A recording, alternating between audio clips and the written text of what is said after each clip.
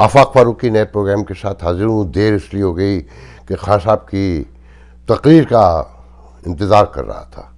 بہرحال سن لی، آپ لوگوں نے بھی سنی ہوگی. چند پوائنٹس، تقریر وہی پرانی تھی، نئے طریقے سے پیش کرنے کی کوشش کی گئی تھی، تو اس پہ گفتگو کریں گے. کل ٹوٹل دیکھیں، ایک تو خان صاحب نے اعلان کر دیا ایز ایکسپیکٹڈ کہ وہ حکومت کو تسلیم نہیں کریں گے اور سڑکوں پر آئیں گے.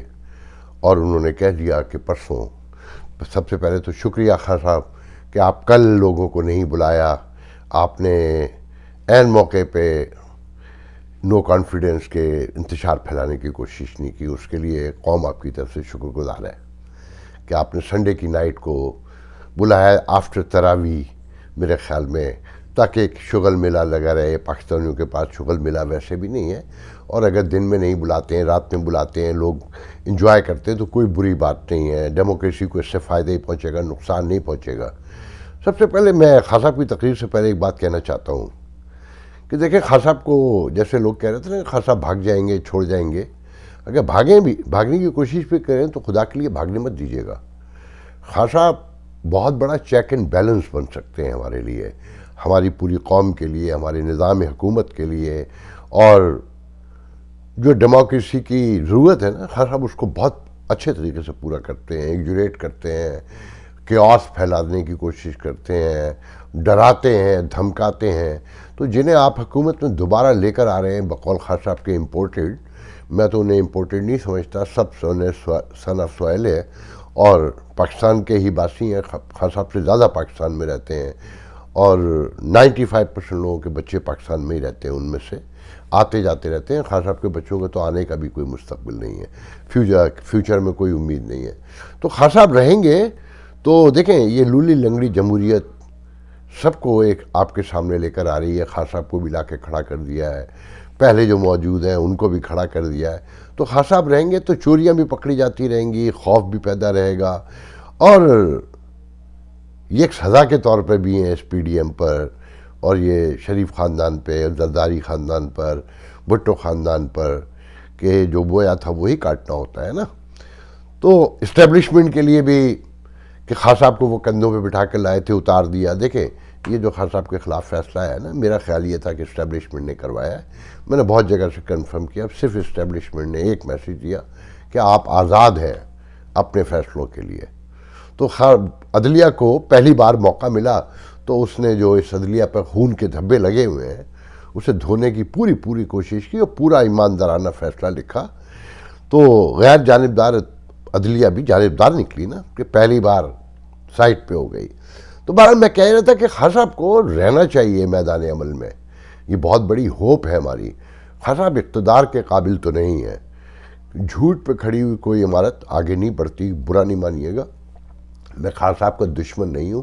اللہ کرے وہ کریکٹ کرے اپنے آپ کو، جو انہیں شوزوفرینیا ہے اور اسکیزوفرینیا جسے کہتے ہیں، اگر وہ دور کر لیں، دوا لے لیں تو شاید ہمارے کام آ جائیں کہیں. مگر نرگسیت، میں پہلے کہہ چکا ہوں کہ علم و دانش اور نرگسیت، تکبر، فخر ساتھ نہیں چل سکتے. تو آئیے اب آتے ہیں خان صاحب کے بیانات کی طرف، خطاب کی طرف. ایک تو انہوں نے کہا کہ یہ امپورٹڈ حکومت ہے، میں نہیں مانوں گا. یہ ایکسپیکٹڈ تھا کہ خان صاحب کو لائیولی رہنے کے لیے انہیں تسلیم نہیں کرنا چاہیے. اچھا، ڈیموکریسی کی نام تو یہ ہے کہ آپ کو اگر عدم اعتماد کے ساتھ اتار دیا جائے تو آپ گریسفلی ایکسیپٹ کریں، اپنی غلطیاں تلاش کریں، قوم میں واپس جائیں، قوم کو کنوینس کریں کہ مجھ سے جو غلطیاں ہوئی تھیں نیکسٹ ٹائم میں نے سدھارنے کی کوشش کروں گا، یا سدھار لی ہیں، یا اس کا ایک اچھا ثبوت لے کر آئیں کہ یہ سب الزامات غلط ہیں. خان صاحب کہتے ہیں کہ عدلیہ کا وہ بڑا احترام کرتے ہیں، مگر فیصلہ غلط ہے. کہ وہ خط منگوا لیتے، وہ کیبل جسے سائفر آج کہا انہوں نے، کہ اس کو ڈی کوڈ نہیں کر سکتے اس لیے پیش نہیں کر رہے ہیں. اس کے سارا متن تو آلموسٹ انہوں نے پیش کر ہی دیا ہے، جو ایمبیسڈر کا لکھا ہوا ہے. پہلے تو کہا جا رہا تھا کہ جی امریکہ نے باقاعدہ لکھ کر دیا ہے. اب یہ ہے کہ جناب وہ ڈی کوڈ نہیں ہو سکتا، کہ وہ لینگویج ہے ڈپلومیٹک، اس وجہ سے. اچھا، میرے علم میں ہے، میں بہت سے وجوہات کی بنا پہ بہت سی باتیں کر نہیں سکتا. میرے پاس وہ گواہیاں موجود ہیں کہ جو اس تاریخوں میں جب یہ لیٹر لکھا گیا ہے اور یہ کہا جا رہا ہے کہ یہاں ملاقات ہوئی تھی، ان ڈیٹوں میں ایمبیسڈر کچھ لوگوں کے ساتھ تھا، مسلسل دن بھر رات گئے تک، بلکہ 12 مارچ کی رات تک LA تک جاتی ہے یہ کہانی واشنگٹن سے، میں اس طرف نہیں جاؤں گا۔ تو پھر خان صاحب نے ایک دلچسپ بات جو کی آج، کہ جو پچھلے 1.5-2 سال سے خان صاحب، بلکہ کہنا چاہیے کہ جب سے کشمیر پر قبضہ کیا ہے ڈائریکٹ براہ راست کانسٹیٹیوشنلی جا کر بھارت نے اپنے طور پر بھارت سے جو دشمنی خان صاحب دکھا رہے تھے اور سارے مواقع کھوئے تعلقات قائم کرنے کے، بحال کرنے کے، یہاں تک کہ آلو پیاز ٹماٹر جو منگوائے جا رہے تھے، جو فوج بھی چاہتی تھی کہ کوئی ڈور کھلے، کوئی کھڑکی، کوئی دروازہ، مگر خان صاحب نے نہیں ہونے دیا تھا۔ اب خان صاحب کہہ رہے ہیں کہ بھارت ایک خوددار قوم ہے اور وہ اپنے فیصلے خود کرتی ہے، کسی کی نہیں سنتی۔ اس نے تیل بھی خرید لیا رشیا سے، سارا کچھ انہوں نے بیان کیا، آپ نے سن لیا۔ ایک تو یہ بہت بڑا یو ٹرن ہے اور خان صاحب یو ٹرن کے ماسٹر ہے۔ پھر خان صاحب کہتے ہیں کہ عدلیہ کو چاہیے تھا کہ وہ ہارس ٹریڈنگ پر سو موٹیو لیتی۔ خان صاحب اس عدلیہ کو تو اس دن ہارس ٹریڈنگ پر میرے خیال میں سو موٹیو لینا چاہیے تھا جب آپ ٹکٹیں بیچ رہے تھے لاکھ ڈالر میں۔ میرے اراؤنڈ میں لوگ موجود ہیں جن سے آپ پارٹی کے نام پر، فنڈنگ کے نام پہ لاکھ ڈالر لیے گئے، اور پھر ساتھ میں جو آپ کے MNA کے کینڈیڈیٹس تھے انہوں نے MPA سے $1,00,000 بھی دلوائے اور پھر اپنا خرچہ بھی برداشت کروایا اور ہار بھی گئے۔ پھر خان صاحب جب ابھی سینٹ کے الیکشن ہوئے تو آپ نے پارٹی ورکروں کو، پارٹی کے ساتھ کام کرنے والوں کو نظر انداز کر کے سگریٹ کمپنیوں کے مالکوں کو ٹکٹ دیے۔ کیوں دیے تھے پتہ ہے نا آپ کو؟ لاکھوں روپے ڈالر لے کر، کیش لاکھوں ڈالر لیے آپ نے، روپے نہیں لیے۔ پھر آپ نے سندھ کے ایک ایریگیشن انجینئر کو لاڑکانہ کے، جس کا گھر بالکل پارلیمنٹ کے ساتھ ہے، جو 2 سال سے آپ کی خدمت کر رہا ہے، اس سے کئی ارب روپے لے کر آپ نے اسے سندھ میں واڈا کے ساتھ ٹکٹ دیا، جبکہ پارٹی کا کوئی لینا دینا نہیں تھا اس کا، دور دور تک نہیں۔ وہ کبھی فریال تالپور کے حوالے سے مشہور تھا۔ پھر یہی آپ نے بلوچستان میں کیا۔ تو سو موٹیو تو جب لے لینا چاہیے تھا کہ جب آپ ٹکٹیں بیچتے تھے، تو اگر دوسروں نے خریدے ہیں تو پھر کیا برائی ہے؟ گو کہ آپ کے پاس تو کوئی ثبوت نہیں ہے، مگر آپ کے خلاف ثبوت موجود ہے کہ جن سے آپ کی پارٹی کا کوئی لینا دینا نہیں تھا، دور دور تک وہ کہیں نہیں دیکھے گئے تھے، آپ نے انہیں اچانک ٹکٹ دیے اور وہ سب ارب پتی کھرب پتی لوگ ہیں۔ تو جو جاننے والے، سمجھنے والوں کو سمجھ میں آتی ہے، عدالت میں کیس جائے تو 2 منٹ میں سامنے آ جائے گا کہ آپ نے ٹکٹ بیچے تھے لالچ میں دولت کی۔ تو خان صاحب سو موٹیو ان سوسائٹیز میں لیا جاتا ہے جس میں تبدیلی کے لیے واقعی کوئی آئے اور ایمانداری سے لوگوں کے لیے کام کرے۔ ریاست مدینہ دکھانے سے کچھ نہیں ہوتا۔ آپ ابھی کچھ دیر پہلے خطاب سے پہلے نیا دور کے اوپر، مجھے نہیں پتا وہ نیا دور کا ہی تھا، کیونکہ اس میں جو انٹرویور تھا وہ بھی انورٹڈ کاما ریاست مدینہ کا ہی کوئی سپاہی لگ رہا تھا، جس طرح سے وہ آپ کے آواز سے آواز ملا کر سوالات کر رہا تھا۔ اس میں بھی آپ ریاست مدینہ میں گھومتے رہے، آپ جھوٹ بولے چلے جاتے ہیں، آپ ریلائز نہیں کرتے، آپ سچ بولنا نہیں چاہتے، کہ آپ دکھاتے کچھ ہیں کرتے کچھ ہیں۔ تو پھر آپ نے کہا کہ جناب مجھے اس لیے امریکہ نکلوانا چاہتا ہے، میرے اس لیے خلاف ہے کہ میں نے عراق وار کی مخالفت کی، میں نے 400 ڈرون حملوں کی مخالفت کی، اور میں نے افغانستان وار کی مخالفت کی۔ خان صاحب آپ مشرف کے ساتھ بھی رہے، ریفرنڈم میں بھی ساتھ دیا، آپ کو سیٹ بھی دلوائی، پھر آپ کا وزیر موجود داخلہ جو ہے وہ مشرف کی فوج کا کہنا چاہیے فرنٹ مین تھا، منافق ترین آدمی ہے، مجھے کہنے دیجئے بڑی معذرت کے ساتھ، doesn't look nice to say like that، مگر جو سچ ہے وہ کہنا پڑے گا۔ جیسے آپ کے ترجمان کہتے ہیں نا کہ ان لفظوں کے اور کوئی، ان لفظوں کے علاوہ کوئی دوسرا لفظ استعمال نہیں ہوتا۔ منافقت تو بہت عام جملہ ہے نا، وہ تو آپ بھی روزانہ ادا کرتے ہیں۔ یہ شیخ رشید جو ہے نا، میں آج پاکستانیوں کو بتانا چاہتا ہوں کہ جب یہ وزیر اطلاعات تھے اور دہشت گردی کے خلاف امریکہ کی جنگ، اور جس میں پاکستان برابر کے طور پر شریک تھا، عروج پر تھی، تو یہ نیو یارک آئے جنرل مشرف کے ساتھ اسی یونائٹڈ نیشن کے سالانہ اجلاس میں. تو میں نے ان کا ایک انٹرویو کیا، تو انہوں نے انٹرویو کے دوران امریکہ کی شدید ترین مخالفت بھی کی. جب میں نے ان سے پوچھا کہ جب آپ اتنی مخالفت کر رہے ہیں تو پھر آپ ساتھ کیوں دے رہے ہیں، تو فرماتے ہیں کہ اگر ہاتھی پاگل ہو جائے اور اسے قابو طریقے سے نہ کیا جائے، اس کے ساتھ مل کر آگے نہ بڑھا جائے، تو وہ پورا کھیت تباہ کر دیتا ہے روند کر. تو ہماری مجبوری ہے، ہمارا سائز ہے، ہماری معیشت کا مسئلہ ہے، تو اس مکھنا ہاتھی کا ہم ساتھ دے رہے ہیں. جب یہ انٹرویو چھپ گیا تو شیخ رشید صاحب اس انٹرویو سے ڈینائی کر گئے.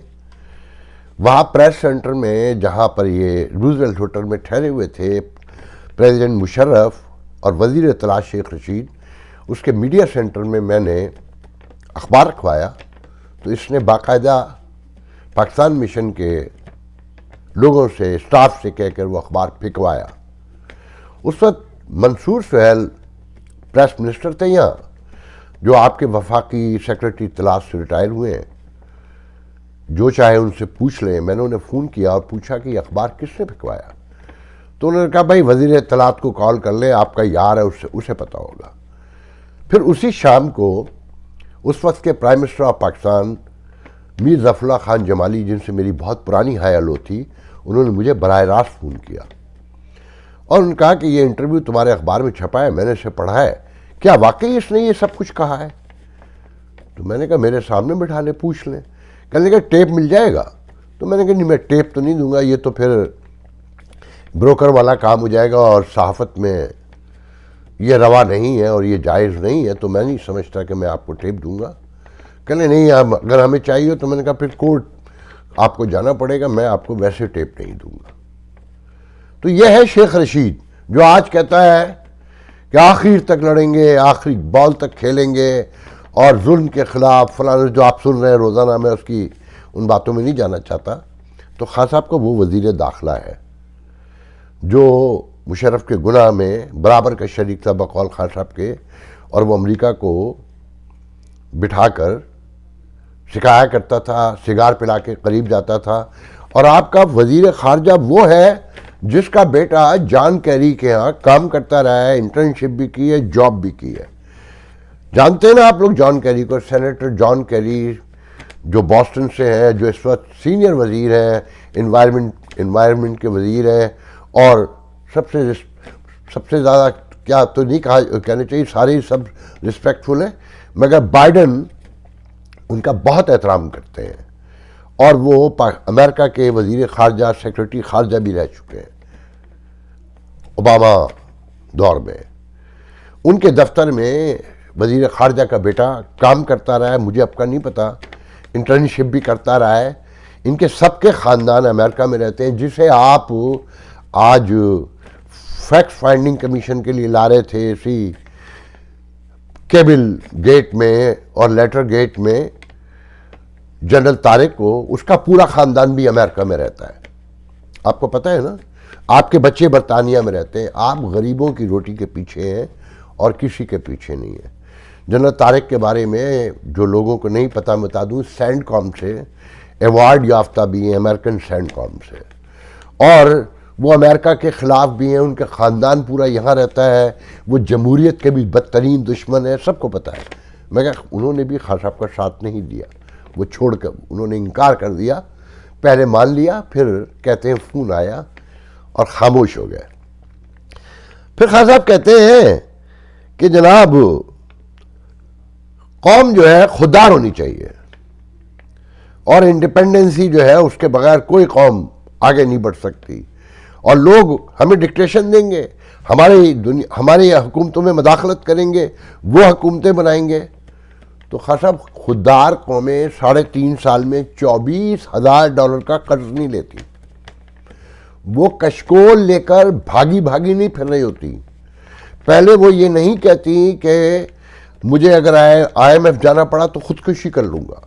پھر وہ IMF کے تلے ڈالتی ہیں. اس وقت IMF نے اپنا پروگرام معطل کر دیا آپ کے ہاں، تو آپ کے یہاں سے بھاگ دوڑ مچی ہوئی ہے، رونا پیٹنا پڑا ہوا ہے. آپ کو پتہ ہے نا، آپ کوئی بات ثابت نہیں کر سکے ہیں، نہ تو ہارس ریڈنگ ثابت کی ہے آپ نے، نہ آپ نے ابھی تک میمو گیٹ کی طرح یہ کہانی ہے کہ میمو گیٹ خاموشی سے سپریم کورٹ سے خارج کروایا گیا اور قوم کو حسین حقانی ابھی تک غدار بتایا جاتا ہے. مگر قوم جلد دیکھے گی بقول نجم ٹھیٹھی کے کہ حسین حقانی واپس آنے والے ہیں. وہ پھر کسی عہدے پر آپ کو نظر آئیں گے کہ یہاں یہ روز یہی ہوتا ہے کہ آج کے غدار کل کے محب وطن ہوتے ہیں اور محب وطن کل غدار کہلاتے ہیں. تو جناب خاطب آپ باہر آئیے، آپ سیاست کیجئے، مگر لوگوں سے سچ بولیے، سچ بتائیے کہ آپ سے غلطیاں ہوئی ہیں. آپ بھانمتی کا کنبہ آپ نے بنایا، آپ ڈھونڈ ڈھونڈ کے لوگوں کو لے کر آئے کہ یہ الیکٹیبلز ہیں، آپ کے اپنے لوگ کہتے ہیں. اور پھر آپ اپنے اب جب اپوزیشن میں تھے تو کیا امریکن ایمبیسڈر سے نہیں ملتے تھے؟ آپ کی بدنصیبی تو یہ ہے کہ جب آپ اسلام فوبیا کے نعرے جھوٹے لگائیں گے، جب آپ ریاست مدینہ دکھائیں گے، کریں گے کچھ، آپ کے جتنے مشیر، وزیر، سفیر، ان کا پرسنل لائف کچھ اور ہے، آپ کچھ اور ہے، پبلک کو کچھ اور بتا رہے ہیں. سب کیوں دے رہے ہیں عوام کو سزا یہ جھوٹ بول کے؟ اقتدار اتنی بڑی شے تو نہیں ہوتا کہ لاکھوں کروڑوں لوگوں کو قربانی کا بکرا بنا دیا جائے، ان کی زندگیاں برباد کر دی جائیں. ایک چھوٹا سا ملک جو ایٹمی طاقت بھی بن چکا ہے مگر جس کی کوئی اکانومی نہیں ہے، جو بھیک پہ پلتا ہے، قرض پہ پلتا ہے، قرض کی واپسی کے لیے بھی قرض لیتا ہے. آپ کی انڈیپینڈنسی کوئی نہیں چھیڑ رہا جب تک آپ خود بکنے کو، لٹنے کو تیار نہ ہو. مگر یہ درست ہے کہ بیگرز آر ناٹ چوزر. غور کریں ان باتوں پر. اگر آپ یہ نہیں مانیں گے، آپ لوگوں میں اسپریڈ کرتے رہیں گے جھوٹ کو، تو اس سے قوم گمراہ ہوگی. وہاں ایجوکیشن ریٹ بھی پتہ ہے. یہاں میں اپوزیشن سے ایک بات کہوں گا، کیونکہ میں ان کا کوئی دوست نہیں ہوں اپوزیشن کا، میں انہیں پسند بالکل نہیں کرتا، ان کے کارناموں سے میں کہیں متفق نہیں ہوں. مگر خان صاحب کے جو خان صاحب کو جو جھوٹ ہے، جو آرٹ کے درجے پہ فائز ہے، اس کا مقابلہ کرنے کے لیے ضروری ہے کہ آپ بھی پھر اپنی باتوں کو ریپیٹ کریں کہ ڈرون حملوں کی مخالفت آپ نے کب کب کیسے کیسے کی، آصف زرداری نے کیا کیا جوابات دیے، اس کے کلپ دکھائیں بار بار. جیسے خان صاحب اپنی ریاست مدینہ کو روز ریپرزینٹ کرتے ہیں، روز پرانا جھوٹ نئے سرے سے بولتے ہیں. اگر آپ نے ایسا نہیں کیا تو بے شعور قوم، یہ ناخواندہ قوم، یہ پڑھنے لکھنے سے دور رہنے والی قوم خان صاحب کے بہکاوے میں آ کر اکانومی کو بہت نقصان پہنچا سکتی ہے. یہ سڑکوں پہ نکل کر یہ برگر دیکھیں، یہ پرسوں رات کو نکلیں گے نا، انجوائمنٹ ہے یہ گیدرنگ ہونا پاکستان میں، اور تو کوئی موقع نہیں ہوتا نا. عید، شبرات اور رمضان کے علاوہ، کربلا کے یوم حسین کے موقع کے علاوہ اور تو کوئی مواقع آپ نہیں پرووائڈ کرتے. آپ کے ہاں تو کوئی سوشل گیدرنگز ایسی نہیں ہوتی کہ جس میں لوگ ہزاروں کی تعداد میں جمع ہو کے انجوائے کر سکیں، یا شام کو 200 لوگ کہیں پر بیٹھ کر گپے شپے مار سکتے ہو. یہ سیاسی ہنگامے، جلسے، جلوس، یہی آپ کی سوشل انٹرٹینمنٹ ہے نا. تو اس کا جواب دینے کے لیے اپوزیشن کو بڑی تیاری کرنی ہوگی. سب سے پہلے تو شکریہ ادا کرنا چاہیے خان صاحب کا کہ کل کے لیے انہوں نے ذہنی طور پہ اپنے آپ کو تیار کر لیا ہے کہ کل انہیں ووٹڈ آؤٹ کیا جائے گا اور وہ اپوزیشن میں آ کر بیٹھیں گے. پہلے تو کہا جانا تھا کہ استعفے دیں گے، مگر وہ استعفے نہیں دیں گے. آخر میں صرف یہ ذکر کر دوں کہ پاکستان نے ایک بہت بڑا اچھا فیصلہ کیا ہے بھارت سے تعلقات بنانے کے لیے کہ حافظ سعید کو بہرحال جیسی تیسے 31 سال کی دہشت گردوں کی مدد کرنے کے الزام میں، دہشت گردی کی مالیاتی فنڈنگ کے الزام میں 31 سال کی سزا سنا دی ہے. یہ ایک بہت اچھا میسج آئے گا بھارت کو. بھارت کا ایک بڑا مطالبہ تھا اور سب کو پتہ ہے کہ حافظ سعید کون تھے، کیا کرتے رہے ہیں اور وہ اب بھی کیا کر رہے ہیں. میں اس پر نہیں بولوں گا، کوئی اور بولے گا تو شاید میں بھی بول لوں. میں زیادہ نہیں بولنا چاہتا، اکلوتا بولتا ہوں. مگر مجھے اتنا پتہ ہے کہ حافظ سعید جنازوں میں بھی جاتے ہیں، وہ شادیوں میں بھی جاتے ہیں، لوگوں کو جنازے پڑھنے کے لیے آفرز بھی کرتے ہیں. تو اس پر غور کیا جائے. اگر مجھ جیسے چھوٹے سے آدمی کو یہاں بیٹھ کے سب پتہ ہے تو دنیا کی انٹرنیشنل کمیونٹی کو، ان کی ایجنسیوں کو بھی سب پتہ ہوگا.